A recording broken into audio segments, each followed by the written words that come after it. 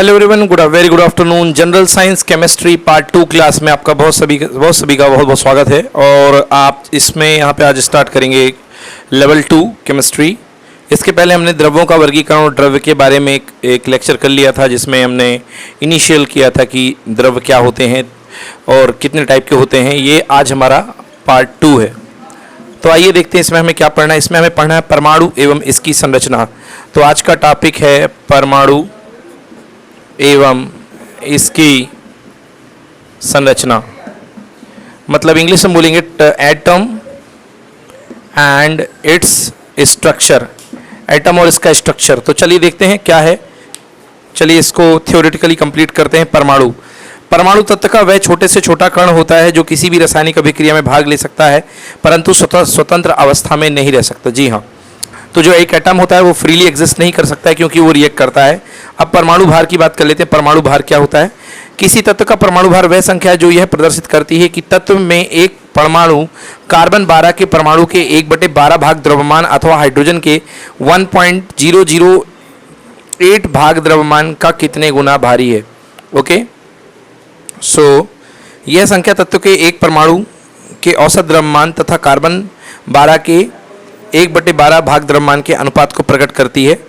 और इसके पहले मैंने बताया था कि जो परमाणु भार होता है वो तुल्यांकी भार इंटू संयोजकता होता है। एंड परमाणु भार इक्वल टू 6.4 मल्टीप्लाइड बाई विशिष्ट ऊष्मा ड्यूलॉन्ग पिटेट लॉ।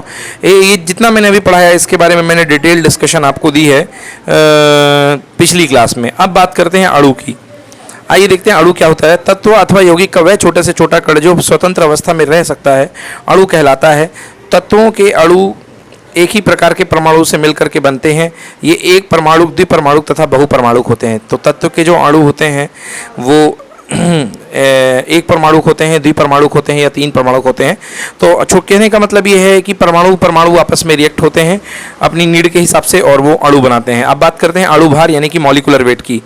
अणु को मॉलिक्यूल बोलते हैं और अणु भार यानी कि मॉलिक्यूलर वेट।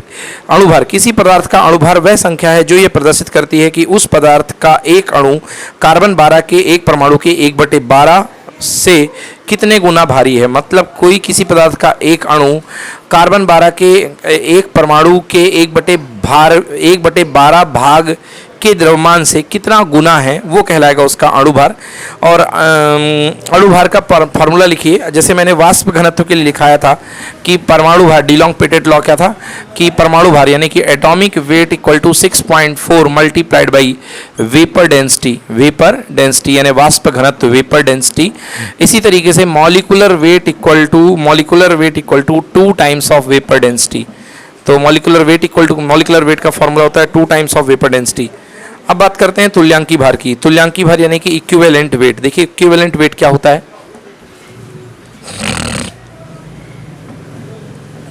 तुल्यांकी भार अर्थात इक्विवेलेंट वेट। यस, तुल्यांकी भार किसी तत्व का तुल्यांकी भार उस द्रव्यमान के भागों की वह संख्या है जो हाइड्रोजन के 1.0008 द्रव्यमान, ऑक्सीजन के 8 द्रव्यमान भाग या क्लोरीन के 35.5 द्रव्यमान भाग से संयुक्त हो सके। उसके किसी यौगिक में से इन द्रव्यमान भागों को विस्थापित कर सकें। उसके किसी यौगिक में से इन द्रव्यमान भागों को विस्थापित कर सकें। चलिए समझिए तुल्यांकी भार। फिर से एक बार बोलता हूँ।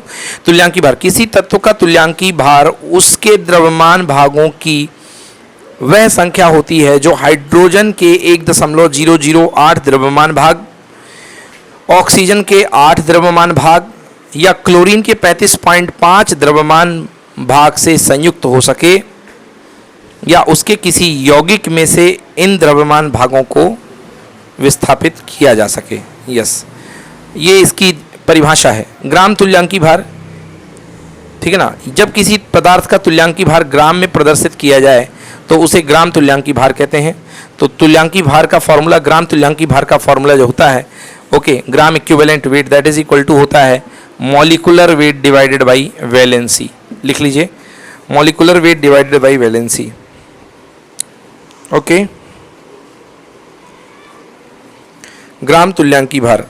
यहाँ पे मैंने कुछ गलत की करी है, यहाँ पे आता है atomic weight divided by valency. जी हाँ, atomic weight divided by valency. So this is called gram equivalent weight. इसको बोलते हैं ग्राम इक्विवेलेंट वेट या हिंदी में ग्राम तुल्यांकी भार। ग्राम तुल्यांकी भार equal to atomic weight divide by valency. चलिए जी, हाँ, अगर आप यदि बात करें कि किसी अम्ल का तुल्यांकी भार एसिड का, तो एसिड के लिए जो तुल्यांकी भार होता है वो होता है मॉलिक्यूलर वेट ऑफ एसिड, यानी अम्ल का अणु भार डिवाइडेड बाई उसकी क्षारकता। क्षारकता यानी बेसिसिटी, क्षारकता, कितने हाइड्रोजन आयन रिलीज करता है। दूसरा, अगर आप बात करें किसकी, बेस की, अगर आप बेस के इक्विवेलेंट वेट की बात करें, इक्विवेलेंट वेट ऑफ बेस मतलब क्षार, तो क्या होता है क्षार का अणु भार यानी उसका मॉलिक्यूलर वेट जो आप यूज कर रहे हो बेस, और इसके नीचे उसकी एसिडिटी मतलब कितने OH माइनस आयन गेन कर सकता है। तो वैलेंसी बोल सकते हो एसिड बेस के केस में। एसिडिटी, बेसिसिटी, अम्लता, क्षारकता, ये जो होते हैं ये किसका काम करते हैं, ये लोग काम करते हैं उसका वैलेंसी का। चलिए अब बात करते हैं थोड़ी सी मोल कंसेप्ट की। मोल कंसेप्ट की बात कर लेते हैं। मोल धारणा क्या है, तो मोल अवधारणा लिख लीजिए कि मोल क्या है। बच्चे लोग पढ़ते हैं मोल। यदि किसी एक मोल किसी निश्चित सूत्र वाले पदार्थ की वह राशि है जिसमें इस पदार्थ के इकाई सूत्र में संख्या उतनी है जितनी कि शुद्ध कार्बन 12 समस्थानी के ठीक 12 ग्राम परमाणुओं, जितनी कि ठीक 12 ग्राम में परमाणुओं की संख्या है। जी हाँ, मतलब नंबर ऑफ पार्टिकल्स के हिसाब से मोल को डिज़ाइन किया गया है। एक मोल किसी भी निश्चित सूत्र वाले पदार्थ की वह राशि है जिसमें इस पदार्थ के इकाई सूत्र यानी कि यूनिट क्वांटिटीज़ जो भी हैं, इकाई सूत्र, यूनिट फार्मूलाज की उतनी संख्या उतनी है जितनी शुद्ध 12 कार्बन 12 समस्थानी के ठीक 12 ग्राम में परमाणुओं की संख्या होती है। जी हाँ, तो भाई अब देखते हैं कि 12 ग्राम में कितने परमाणु होते हैं। तो आपको कार्बन के एक परमाणु का जो द्रव्यमान होता है, कार्बन के एक परमाणु का द्रव्यमान जो होता है वो कितना होता है भाई, तो कार्बन के एक परमाणु का जो द्रव्यमान होता है वो अपन ने बताया था कि 1/12 ऑफ कार्बन 12 एटम का एक है ना। सो कार्बन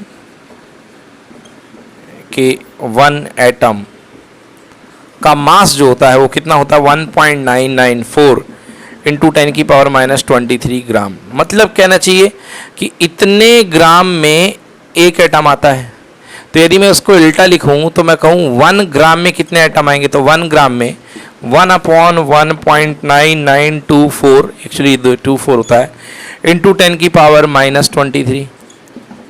हमको कितने ग्राम चाहिए, 12 ग्राम। तो 12 ग्राम में कितने एटम आएंगे, तो 12 ग्राम में 1.9924 इंटू 10⁻⁻23, ये 12 ग्राम हो गया। तो कार्बन के 12 ग्राम में जितने एटम होते हैं वही 1 मोल के बराबर होती है। वो एंटिटी जो आएगी वो 1 मोल के बराबर कितना आ रहा है 6.023 इंटू 10⁻23 एटम्स हो रहे हैं भाई। क्लियर हो गया। तो इसका मतलब 1 मोल में कितने आएंगे, 1 मोल में कितनी स्पीसीज हो सकती हैं, 1 मोल में काउंट वाइज 6.023 इंटू 10⁻23 स्पीसीज हो सकती हैं। Yes, okay. अतः 1 मोल का मान 6.023 इंटू 10⁻23 होता है। कार्बन के 12 ग्राम या 1 मोल में 6.023 इंटू 10⁻23 परमाणु होते हैं, है ना। 6.023 इंटू 10⁻23 को क्या बोलते हैं अपन, इसको बोलते हैं अपन एवोगाद्रो संख्या। क्या बोलते हैं इसको, एवोगाद्रो संख्या। तो यदि आपसे कोई बोले कि 1 मोल 1 मोल में, है ना, 1 मोल में कितने एटम होंगे, तो 1 मोल में देखिए कार्बन के 1 मोल में कितने एटम होंगे 6.023 इंटू 10⁻23 एटम्स होंगे कार्बन के 1 मोल में। ओके, चलिए आइए बात करते हैं। इसी तरीके से अगर मैं बोलूँ 1 मोल वाटर, तो 1 मोल वाटर में 1 मोल वाटर में मैं बोलूँ तो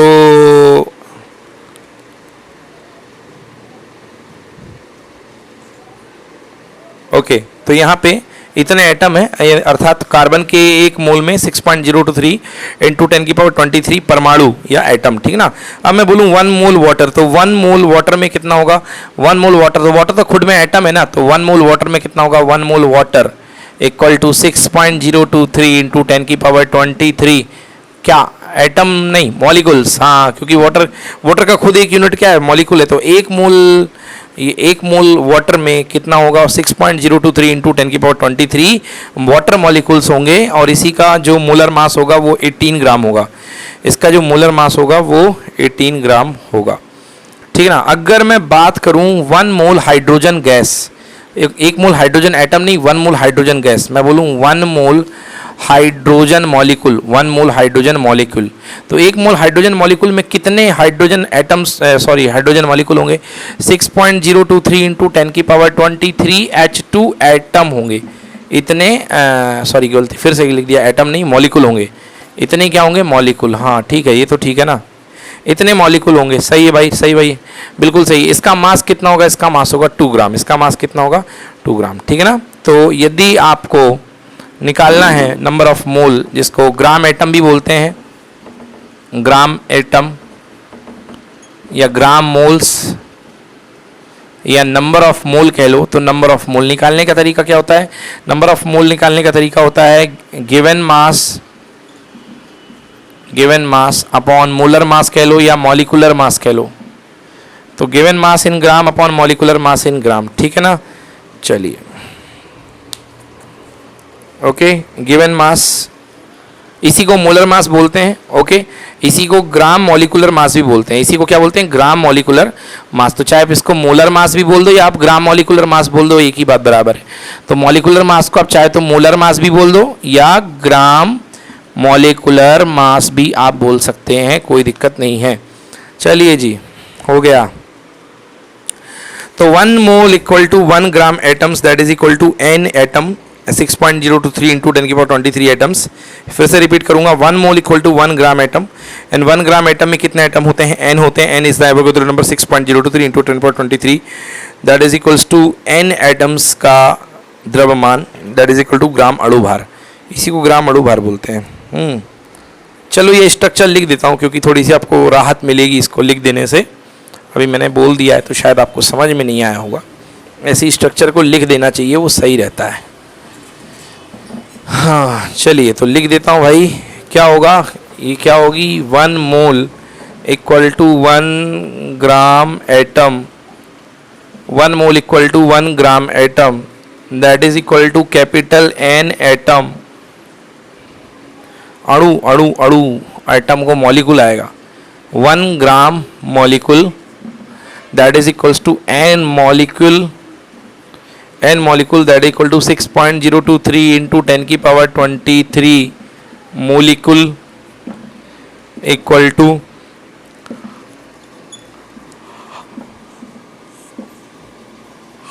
मास of n molecule, that is equal to gram molecular weight. ये मतलब सब चीज़ें एक दूसरे से रिलेट कर दी हैं। चलिए जी, अब बात करते हैं परमाणु संरचना की, कि परमाणु कैसे बनते हैं, है ना। तो परमाणु संरचना की बात कर लेते हैं। चलिए लिखे, हेडिंग डालिए एटॉमिक स्ट्रक्चर।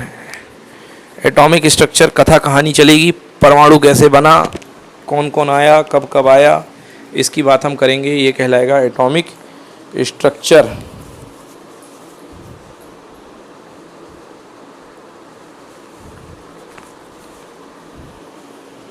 तो क्या कहता है एटॉमिक स्ट्रक्चर, देखिए जी।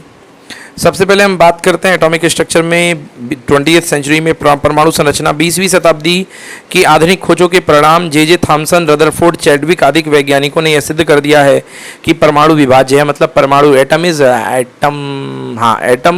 Is divisible, correct. जो एटम है उसको भी तोड़ा जा सकता है, उसने ये कह दिया है। ओके, परमाणु विभाज्य है, अर्थात उस तोड़ने योग्य है, तथा मुख्यतः 3 मूल कणों से मिलकर के बना होता है, जिसे इलेक्ट्रॉन, प्रोटॉन और न्यूट्रॉन कहते हैं। मतलब 3 तरीके के फंडामेंटल पार्टिकल होते हैं एटम में, जिसको इलेक्ट्रॉन, प्रोटॉन और न्यूट्रॉन कहते हैं। अतः परमाणु तत्व का वह सबसे छोटा कण है जो कभी भी रासायनिक अभिक्रिया में भाग ले सकता है, परंतु स्वतंत्र अवस्था में नहीं रह सकता है। बिल्कुल सही बात है, परमाणु तत्व का सबसे छोटा कण है जो कभी भी रासायनिक अभिक्रिया में भाग ले सकता है, परंतु स्वतंत्र अवस्था में नहीं रह सकता है। परमाणु में उपस्थित आवेशित कण निम्न है। अब देखिए, किसी परमाणु यानी कि एटम के अंदर जो पार्टिकल्स होते हैं हम उनकी बात कर लेते हैं। सबसे पहले इलेक्ट्रॉन। तो इलेक्ट्रॉन की खोज 1896 में जे थॉमसन ने कैथोड रेस के अध्ययन के परिणाम स्वरूप करी। इलेक्ट्रॉन, उन्होंने कहा इलेक्ट्रॉन अत्यंत सूक्ष्म ऋणावेशित मूल कण है। इलेक्ट्रॉन पर एकांक ऋणावेश होता है जिसका मान 1.6 इंटू 10⁻⁻19 कूलाम हुआ करता है। ये इन्होंने इलेक्ट्रॉन के ऊपर वाले पाए जाने वाले ऋणावेश की बात करी। हाँ, इसका द्रव्यमान हाइड्रोजन परमाणु के द्रव्यमान का 1/1837, मतलब कि जो इलेक्ट्रॉन का जो वेट होता है वो हाइड्रोजन के वेट का कितना होता है, 1/1837 पार्ट होता है। ओके, इतने भाग होता है। इसका द्रव्यमान हाइड्रोजन परमाणु के द्रव्यमान का 1/1837 भाग के इक्वल होता है। इसे E0 या -1 E0 से शो किया जाता है। इसे E या -1 E0 से शो किया जाता है। देखिए E या कह लो -1 E0। नॉट क्यों? क्योंकि मास 0 के लगभग है, तो इसलिए कोई ज़्यादा मास नहीं है, इसलिए जब बड़े मास के रिस्पेक्ट में इसको बहुत छोटा मास मानने के लिए 0 रखा जाता है। अगली बात करते हैं प्रोटॉन की। प्रोटॉन देखिए क्या होता है। प्रोटॉन की खोज 1919 में रदरफोर्ड नाम के वैज्ञानिक ने की थी। प्रोटॉन की खोज किसने की थी? रदरफोर्ड नाम के वैज्ञानिक ने, ठीक है ना, रदरफोर्ड वैज्ञानिक ने की थी। प्रोटॉन अत्यंत सूक्ष्म धनावेशित कण है। प्रोटॉन एक पर एकांक धनावेश होता है। प्रोटॉन का द्रव्यमान हाइड्रोजन परमाणु के द्रव्यमान के लगभग बराबर होता है। इसे स्मॉल p या 1p1 से प्रदर्शित करते हैं। परमाणु में स्थित अनावेशित कण न्यूट्रॉन होते हैं। चलिए, ये न्यूट्रॉन हो गई। अब नेक्स्ट देखिए न्यूट्रॉन की स्टडी। ओके, तो न्यूट्रॉन की खोज 1932 में जेम्स चैडविक नामक परमाणु वैज्ञानिक ने की थी। न्यूट्रॉन विद्युत उदासीन कण होता है जिसका द्रव्यमान हाइड्रोजन परमाणु के द्रव्यमान के लगभग बराबर होता है। इसे n या 0n1 से शो करते हैं। n या 0n1 से शो करते हैं। चलिए देखिए किस तरीके से न्यूट्रॉन समझ में आता है। एक रिएक्शन आपके सामने मैं लिख रहा हूँ। बेरिलियम की रिएक्शन करा रहा हूँ मैं हीलियम के साथ, तो 4Be9। ओके, बेरिलियम की रिएक्शन हीलियम के साथ देखिए, तो 4 बेरिलियम Be है, 4Be9 प्लस 2He4 क्या दे देगा ये 6C12 प्लस 0n1। यस, ये न्यूट्रॉन निकल करके आ रहा है, ठीक है ना, एक न्यूट्रल पार्टिकल है। चलिए अगला बात करते हैं परमाणु क्रमांक। परमाणु क्रमांक क्या होता है? किसी तत्व के परमाणु नाभिक में स्थित प्रोटॉनों की उस संख्या या उस तत्व का परमाणु क्रमांक Z होता है। मतलब किसी तत्व के परमाणु में कितने न्यूक्लियस में कितने प्रोटॉन्स हैं उसको अपन बोलते हैं परमाणु क्रमांक। प्रत्येक तत्व का परमाणु क्रमांक निश्चित स्थिर होता है। भिन्न भिन्न तत्वों के परमाणु क्रमांक भिन्न भिन्न होते हैं। किसी भी तत्व के सभी परमाणुओं के प्रोटॉन की संख्या समान नहीं रहती। मतलब कि किसी तत्व के सभी परमाणुओं में प्रोटॉन की संख्या समान नहीं होती। सही बात है, तो अलग अलग प्रोटॉन होंगे इसलिए सबके एटॉमिक नंबर्स होंगे। सबके एटॉमिक नंबर्स अलग अलग होंगे क्योंकि सबके प्रोटॉन अलग अलग होते हैं, सारे एटम्स के, सारे एलिमेंट्स के। द्रव्यमान संख्या किसी परमाणु के नाभिक में उपस्थित प्रोटॉनों तथा न्यूट्रॉनों की संख्या के योग उस परमाणु की द्रव्यमान संख्या कहलाती है। एग्जाम्पल, परमाणु की द्रव्यमान संख्या इक्वल टू नाभिक में प्रोटॉनों की संख्या प्लस नाभिक में न्यूट्रॉनों की संख्या, that is equals to Z plus n। तो परमाणु के न्यूट्रॉन एंड प्रोटॉन का जो सम होता है, संख्या का सम जो होता है, दैट इज कॉल्ड अपना एटॉमिक नंबर, है ना, या परमाणु की द्रव्यमान संख्या। ओके, एग्जाम्पल के लिए 11Na23 सोडियम, 11Na23 आप जानते होंगे, 11Na23। इसमें नंबर ऑफ प्रोटॉन कितने होते हैं? 11 होते हैं। नंबर ऑफ न्यूट्रॉन कितने होते हैं? 23 - 11 यानी कि 12 होते हैं। तो टोटल ऐड कर दो तो इसका जो मास नंबर आएगा वो कितना होगा? 23। तो इसका जो मास नंबर आएगा वो कितना होगा? 23।